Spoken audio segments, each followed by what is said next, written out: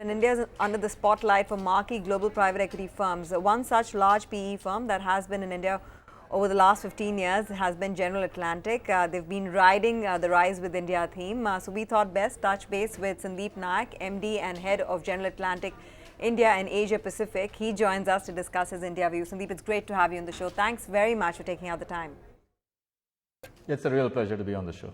You know, before I start off, Sandeep, I just want to share a personal note here. When you passed out, and having known you for over 10 years, when you passed out of Wharton B School in 2004, you had the option to actually take up a job in the United States and live the American dream. But at that time, you chose to come back to India and be part of the India growth story. And that's where my first question is really, how do you look and contrast at the Rise with India theme that we are propagating right now versus how India was being positioned in 2006 to 2007? The euphoria and the excitement around India today is no different from what it was back in 2006, 2007. And if you remember, Tanveer, at that point we had the Incredible India campaign, India Shining campaign. And so it felt very similar to what it feels now with the Rise with India campaign that's going on. However, the hope of India that was around in 2007, we fell short of delivering that hope and delivering that potential. And I candidly believe now is the time when we are at the point of actuating that potential. If you look at the pure metrics, and I was reading a recent report which captured it beautifully, if you look at the pure metrics of what it was back in 2007 and where it is now, if you look at the interest rate cycle, we were in a rising interest rate cycle in 2007. We are assuming we are going to be in a falling interest rate cycle today. If you look at the corporate earnings had strong momentum back then. We are in a low cyclical earning phase today. So even though valuations, if you look at multiples, seem high, they are based on low corporate cycle earnings, which we are encountering today versus what was back then. If you look at the flow of money back then, it was predominantly foreign flow, whereas today we have very sticky domestic flow that's keeping these markets at where they are. So if you just compare and contrast, if you look at inflation back then was about 6%, today is about 4.5%. We are in a much better position today than we were back then. The most important aspect of that is the political stability in the markets today. If you look at the government back then, it was a coalition-led government which was weak in decision making. Today you have a very decisive government with clear policies that are executing towards those policies. And this time around, the public sector is working as hard or harder than the private sector, trying to put in reforms and policies in place that will help the economy grow. So candidly, sitting here today, I'm more bullish than what I was in 2007. In 2007, I had said, we don't need an incredible India story, we need a credible India story. It's 10 years later, and I think it's happening right now. Sandeep, good to have you on the show. A large part of the Rise with India theme is more job opportunities, companies investing for expansion. But many a times we keep hearing that companies are restrained in doing capex, and India's growth at 7% plus is a jobless one. Where is the truth as you speak to a lot of companies on a daily basis? That is a very important question, and that considers to be the biggest risk to India's growth. There are about 1 million people that are entering the workforce. That means we need to create 10 to 12 million jobs on a yearly basis. There is a lot of debate on whether the data that we are collecting is right, but no matter how you cut the data, we are falling short and significantly short of the number of jobs that we need to create. If you think about the last decade of growth, it happened in the services sector, like IT services, where the job creation is not as large as it would have been in a manufacturing-led growth environment, because the services sector just doesn't need that many labor-intensive jobs. Manufacturing as a base and industrial-led job creation has not happened in India like what happened in China, and that's where the focus needs to be. If you look at some of the policies that the government is trying to put in place, the infrastructure spend that the government themselves are doing should lead to a lot of job creation. The affordable housing scheme that the government has come up with should lead to job creation in the housing sector, in the construction sector. We are seeing that through one of the companies we have invested, which is PNB Housing Finance, which has shown about 50% year-over-year growth over the last 3 years. So you can see there's a lot of action going on in the housing sector. The Make in India campaign, which is driving investments into the small medium enterprises, will create a lot more jobs, because as we all know, the SME sector will create 4 times more labor-intensive jobs than heavy industrial manufacturing sectors. And so we believe that some of these policies that the government has put in place will lead to more job creation.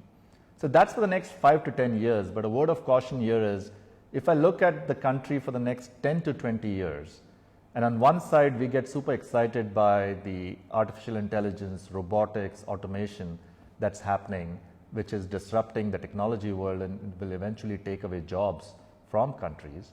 In the 10 to 20 year horizon, the same things that we get excited about on the technology side could create our demographic dividend, which we celebrate today, into a huge demographic liability for us. So that's something that's on my mind that continues to concern me about our longer term prospects. Right.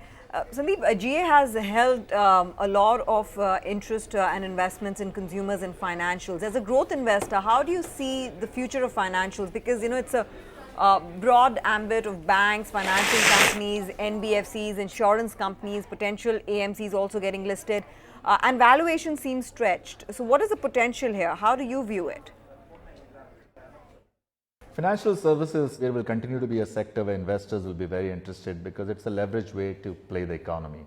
So let me take lending as one of the subsectors within financial services where a lot of investor money has gone in.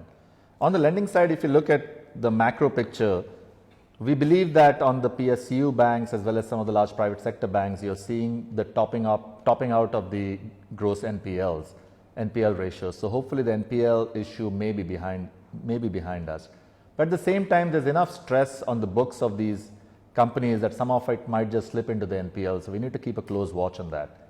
Lots of NBFCs that have been chasing growth have been growing the lending books very, very fast. And you sometimes wonder whether they've compromised on risks and whether that risk is really going to play out. So you have to be very careful when you look within the financial services sector and look specifically at lending. Again, you have to look at the micro, you need to look at the company, you need to look at the managers that are managing these companies, and you need to look at what are they really prioritizing. Are they prioritizing valuations ahead of the right risk to underwrite and just showing a massive growth in the loan books will get a very high multiple? Or are they building this the right way? So for us, that becomes very important. You look at asset management, which is a fast growing industry. You look at wealth management. We have taken exposure in India in full line wealth. That's a very fast growing sector for us. You then look at insurance, and if you look at insurance and specifically the valuations at which some of the trades have happened and where some of the companies are trading, you would believe that a lot of the growth is already factored into those valuations. So you need to be careful before you go into some of these companies. There are still some great companies trading at the right valuations that you may want to get exposure to. And then you look at the financial services side of the business that provides support services to the financial services industry. So if you look at one of the recent deals we signed up, which was Carvey, which provides the registry and the transfer agency to this financial services industry, that's another great platform play for us to go build a services support sector within the financial services industry. So that's how we would see us wanting to play the financial services industries. Valuations, if you look at the broad brush where companies are trading, they seem to be trading at pretty peak valuations. Now, are these of low cyclical corporate earnings and hence the valuations look expensive? You need to double click and really understand what's happening in each of those companies. And there are enough companies where you'd want to place a bet where you can still create alpha. That's a great point as to why financials have a long way to go. So Sandeep, what about the insurance sector? Is the pricing already discounting in the future growth, and do you think the sector will grow but the entry points may just compromise future returns? I would tend to agree with you on that. The valuations seem to be a bit ahead of what the actual performance of the underlying companies are. But again, in insurance, the way people are viewing it is just the sheer penetration that still needs to happen of the particular sector. And hence it depends on what's your viewpoint. Are you taking a 1 year view on those particular companies if they are publicly traded? Are you taking a 5 year view in what those companies would trade at? Are you taking a very long 10, 20 year view? Depending on the longitudinal view you take on these companies, you could either justify a particular valuation or not. So it really depends on what kind of an investor you are, what view are you taking on that company. And if it's a near term trade, then it definitely seems like these valuations are at peak valuations at this point. Right. Sandeep, there's news in the market that you're looking to invest in India Infoline, the wealth business. Would you be looking at milking the current investment more versus making new investments? Investment that we do in the country, we always bring deep pockets of capital to the investment such that if the company needs more capital, we are always there to provide that capital to them.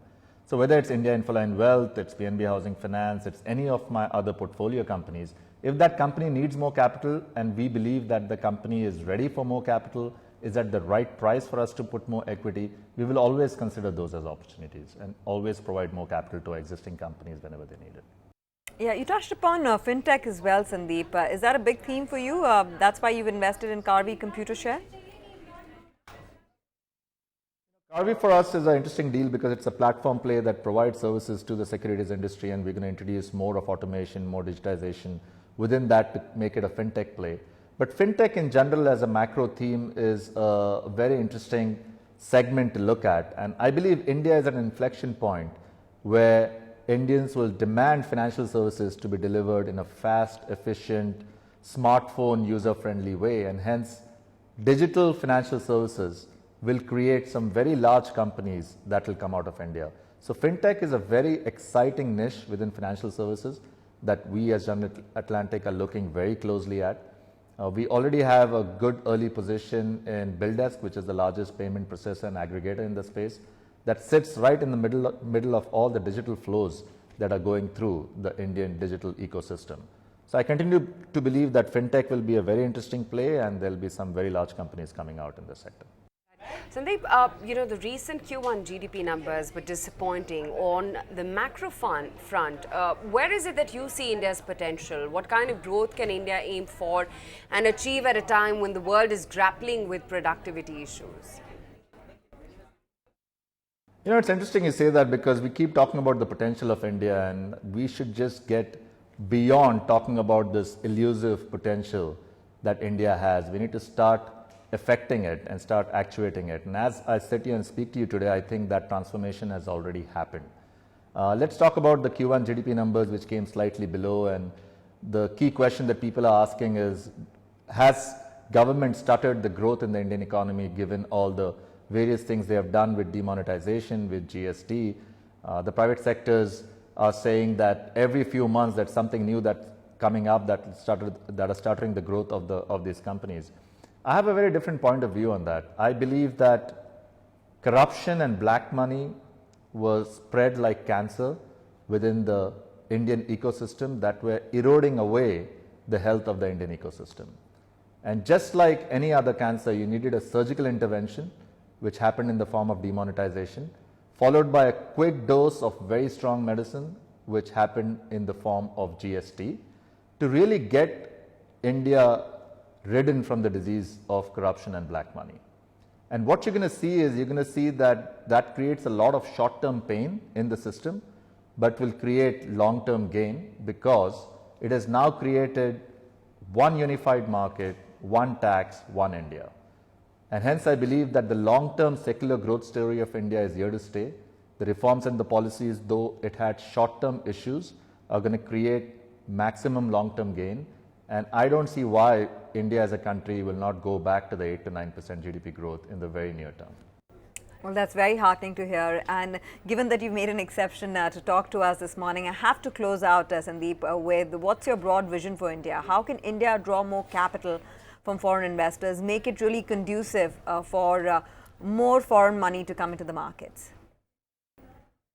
Right. Let me just frame this response in two sections. One is, what does India need to do for foreign investors as General Atlantic, who I represent? And as foreign investors, the same things that we've been saying for a while, which is ease of doing business in India, and we have improved in our rankings of ease of doing business, which is great. We need to open up sectors like retail and financial services, which is slowly and steadily happening.